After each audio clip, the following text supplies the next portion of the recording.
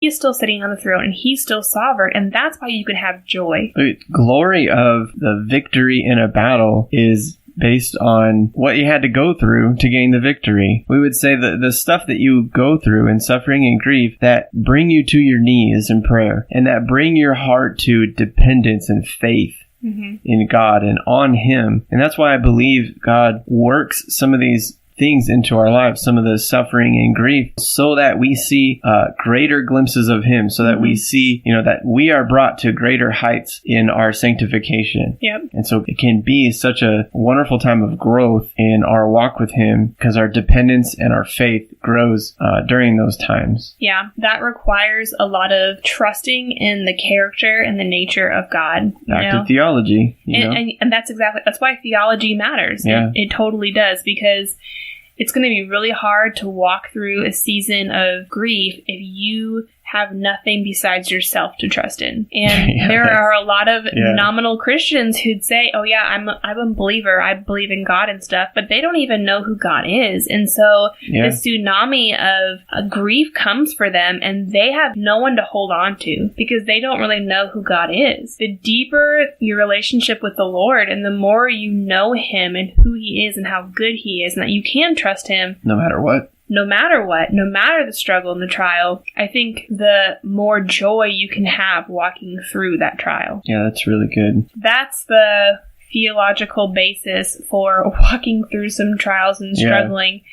And a lot of that is probably very easy to agree with, but then the outworkings of that are a whole nother story. Not that easy. In preparation for this topic, I called one of my very good friends, Katie Bodo. And if anyone has been following our podcast for a while, you might recognize that name. Her husband, Clay, started this podcast with us. And last January, he had to stop doing the podcast. They had probably one of the most traumatic things I've ever had to walk alongside of with a friend. They lost their son, Sawyer, at 35 weeks gestation. It was just shock to all of us, and it was terrible. Katie and I have talked a lot about suffering and what it means to walk through trials. When it came time to talk about this topic, I was like, I'm going to give Katie a call, and I'm going to ask her some questions. We kind of compiled a list of a few things that we thought were helpful and not helpful. So let's talk about that. How can we encourage other people who are suffering around us? How can we be an encouragement to them? I would pray with them, pray for them. Paul gives us a real good example of a short prayer in Romans 15:13. He said, "May the God of hope fill you with all joy and peace in believing, so that by the power of the Holy Spirit you may abound in hope." And that is what Paul points them to, and what he prays that they be filled with the Spirit and to abound in is hope. And that's what people suffering and grieving need, is to be pointed towards the hope that we have in the living God and in, Jesus, who is called the living hope. He's risen from the dead, so we can place our trust in Him. Yeah, and the hope of all things being reconciled to Him. Yeah, that Colossians verse like you shared. So exactly. That'd be my first thing. This is a really good tool for encouragement for Christians, but it's also a really great evangelistic tool if your loved one perhaps isn't a believer. Yeah, I have prayed for people before that were not Christians and basically just gave the gospel in the prayer. So I was like, if they're not going to want to talk about anything, but they'll let me pray for them, I'm going to sneak it in there, and get the gospel in that way. And like you said, most people don't reject that offer. Yeah, hospital beds tend to sober people up a little bit. Well, yeah, that's true too. They say there's no atheist in a foxhole. Yep, yeah, that's really good advice. One of the things that Katie and I talked about was, in the midst of our trials and our struggles, one of the best things that people could do for us was just cry with us. Yeah. I can remember personally when we were walking through our ectopic pregnancy, one of my friends came by the house and just crawled in bed with me and cried with me. That was honestly the best thing that she could have done at that moment, because where there are no words, it just hurts. It's good to just cry with them. Just be there and weep and mourn with those who are mourning, Yeah, exactly. It's a very biblical concept, and Jesus wept. We have that famous 2-word verse, John In John 11? 11:35. John 11:35, Jesus wept. What happened was his friend Lazarus died. You know, a guy that he hung out with, they were all weeping. The mourners were there, and so he wept. Jesus still had compassion, and Jesus still hurt when he lost a friend, you know. And I think even deeper than that, I think Jesus was grieved at the state of his creation. I mean, I think he just thought, this is not how it's supposed to be. This is not how I created this to be. And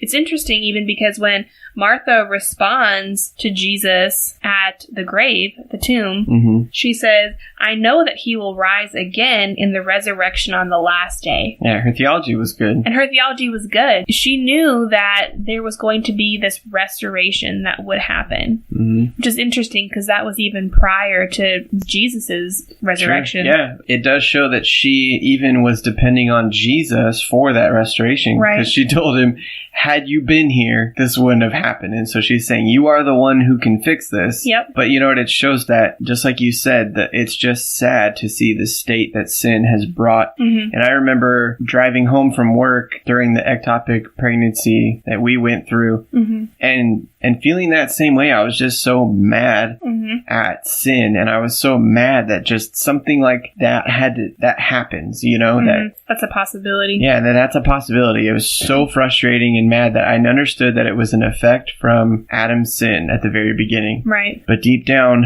there was still the hope of the resurrection. There is that hope of reconciliation and that hope of the future glory that will come about when Jesus returns. Right. But it doesn't take away the grief in the moment. So sometimes just grieving and just weeping with somebody. Yeah, I think a lot of times people like to come in with solutions for problems, and maybe there's a time and place for that. But day one of suffering, I mean, you pray for the person and you cry with them. Yeah. Another thing that she and I talked about, this is a very practical way. Maybe you're not close to someone in your church, but you feel like you do want to help and minister, you're not exactly sure how. One of the best things you can do is just find out how to serve them. You know, what do they need? Do they need meals brought to them? Do they need childcare? Do they need some money raised for some treatments? Start a GoFundMe. I mean, there are very practical ways that you can serve them. I know for us in those trials, and for Katie in those moments of hardships, people just bringing her meals so that she didn't have to worry about cooking dinner for her son and her husband. Yeah. That was very helpful. And bring it in disposable dishes so they don't have any dishes.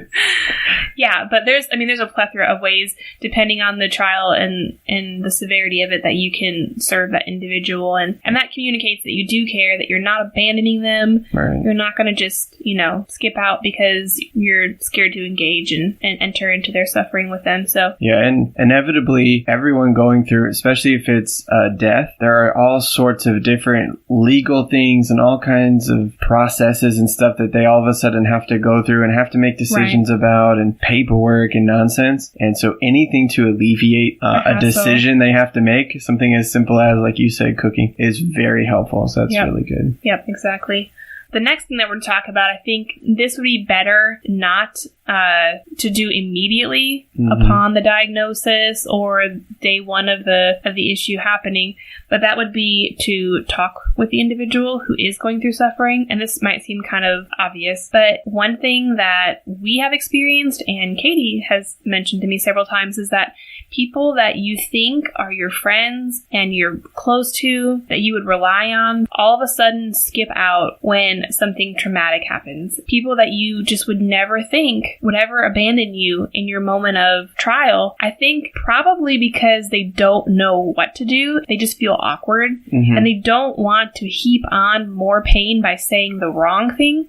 So they just don't say anything, especially if it's the loss of like a child or a husband or something like that, where you are experiencing a loss, and then your friend stops talking to you, stops communicating with you. That can just compound the feelings of loss, and you feel abandoned. Don't do that. So maybe not like day one of your friend finds out their husband died in a car crash. I mean, I'm not saying go knock on their door door and say, hey, let's talk about this. Yeah. I'm saying go to their house, pray for them, and cry with them. But a week or 2 or a month down the road, just be there for them. Make sure that when they do want to talk about things, you're readily available, they know they can come to you, and that you're not leaving them. Yeah, sometimes just being there, even if you don't say anything, or you don't know what to say, or that's what you can say to them is, I don't know what to say. I know I can't fix this with anything, but I want to just be here for you. Right. And you hug them, and you cry, and you're just there. Right.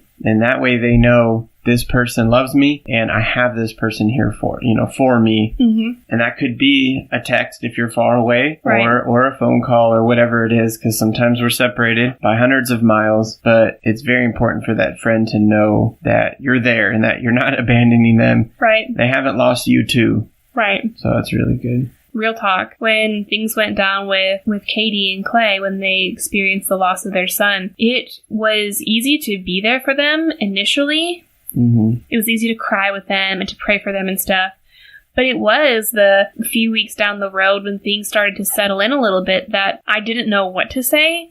I didn't know if she did want to talk about things, if it would just be hard for her to talk about things. And I just had to tell her, listen, I feel awkward about this because I don't know what you want to talk about, but whatever you want to talk about, I would love to talk about with you. So you just tell me where you're at. If you want to talk about Sawyer, let's talk about Sawyer. If you want to talk about a television show and that's distracting you right now and that gives you a little bit of reprieve, let's talk about that crazy TV show you watched or something. Whatever it was. But it might take being vulnerable with your friend too and just saying, I want to love you right now. I don't know how. Tell me how. Let's talk about this. Whatever you want to talk about. I'm here for you. And I think that they'll appreciate that. Don't forget to check back in with them. That's good. So even if you think they've healed from it, you're saying ask about it again, like in some time. Things have settled down. It's been 6 months. And it doesn't seem like they're, really struggling right now or whatever. Oftentimes people are there for the individual when it's fresh and raw. When it's 6 months, 8 months, 10 months, when it's the 1 year anniversary, when it's your, late wife's birthday. Those are all really hard things Holidays. To walk through. Don't forget to check back in with your friends. They're going to need you for longer than just a month or 2. That's really good advice. Those are all just very practical tips. Obviously, we know this is going to vary from individual to individual, even perhaps genders. How a woman comforts a woman might be different from how a guy comforts a guy. And a guy and a girl, use wisdom, exercise wisdom. But these are just some practical tips from our personal experiences. Right. So keep that in mind. We're not saying this is a perfect formula. There are, however, some really terrible ways to go about this that I think well-meaning believers try to comfort other believers. And it doesn't offer comfort. It just compounds pain. So what do we got for what not to do? Please avoid these things. A lot of Christians play the comparison game. Or, I went through this too. Yep. Or my grandma also had X, Y, and Z. Yeah. And somehow it's supposed to offer comfort. That can go bad real quick because if you're saying, well, my XYZ or I had this and we got through it. Right. Well, that person might not. Right. They might not get through it. Well, and oftentimes I think it just feels like you're belittling their trial. True, It's really not that serious. Other people walk through it all the time. Yeah, you're not special. It's just not helpful. Yeah, it's not helpful. I mean, we understand everyone suffers. Right. And it sucks for everyone. Right. Not really that helpful. Like you said, probably well-meaning, wanting to comfort. And you don't want to offer a false hope, like you said, just because your grandma had that particular kind of cancer and survived doesn't necessarily mean your friend's going to.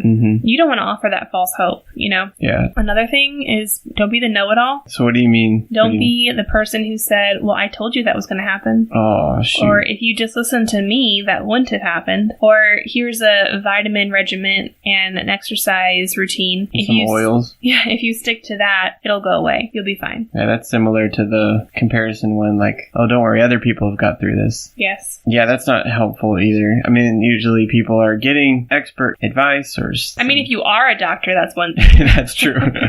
So maybe we should set that as a disclaimer. Yeah, if you're credentialed to if you are an oncologist, maybe offering some advice would be helpful. Right. But for everyone else, just be quiet. Just shut your mouth. Yeah. But yeah, being the know-it-all doesn't help either. Because again, it's not compassionate. Right. You know, it's just, I'll just fix you and fix your little thing and then right. And you should be seeking to be a friend, not God. Like, yeah. God is sovereign in this person's trial. That's a mic drop. You're trying to point them to God, not to your expert, concoction of whirlpool of medications. Yeah. Here's one that Katie and I both heard. Okay. Many times. Once again, think probably people meant well. You're very gracious, but probably not. I don't know. All right. I'm just going to be real. A lot of people would encourage us in like a rebellion against God. They'd say, it's okay to be angry at God. Just cuss him out. Get all your frustration out. He can handle it.